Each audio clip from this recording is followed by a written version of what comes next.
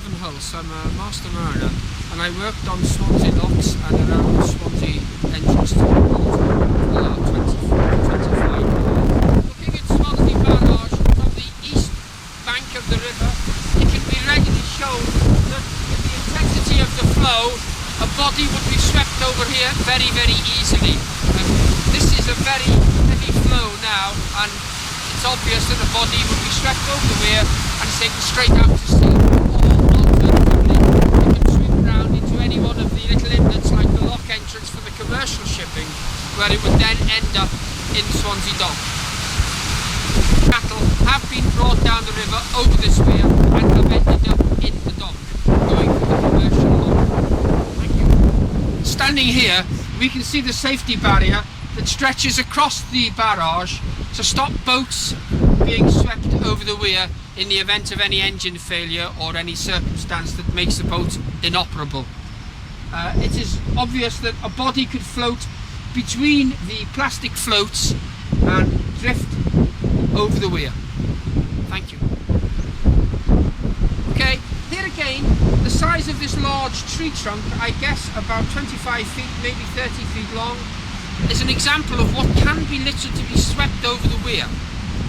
That log has been pushed underneath the plastic barrage, which you can just see underneath the bridge, and it has been swept over the weir and put here by the tide.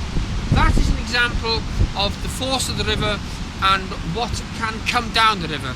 If that can come over the weir, it is patently obvious that a corpse can be swept over the weir and taken out to sea. However, once it reaches the sea, it is more than likely to end up on the north shore of the Bristol Channel.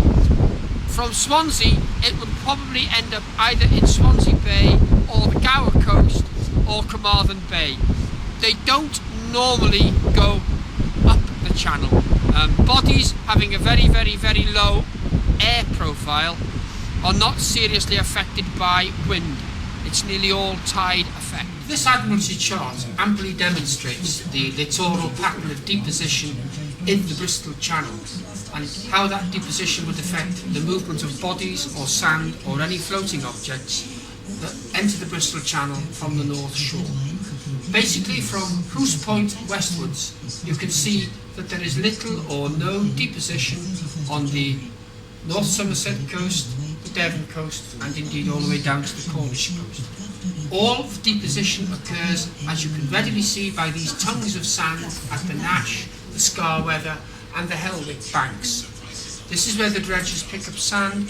This is where bodies would be deposited on the shore. It is very unlikely for anything at all coming out of Swansea Bay, this curve here. If they were coming out of the Towie River, the Leith River or the Avon River, they would end up being taken westwards by the tide into Swansea Bay, or alternatively the South Gower coast, or finally and eventually, if they're still floating, into Carmarthen Bay. The natural regime of the channel can be demonstrated by these tongues. They are primarily east and west, each one of them. Very little north-south movement in the Bristol Channel. Every bank has an east-westerly profile. So if anything enters the channel, Bristol Channel here, it ends up there. It doesn't cross the Bristol Channel. It would be very unlikely for a body to be found on the North Cornish shore, the Devon or Somerset shore. The chart speaks for itself. What can't speak can't lie. A body entering the sea here would end up on the Gower coast, being taken by these tides and currents which move it east and west. Thank you.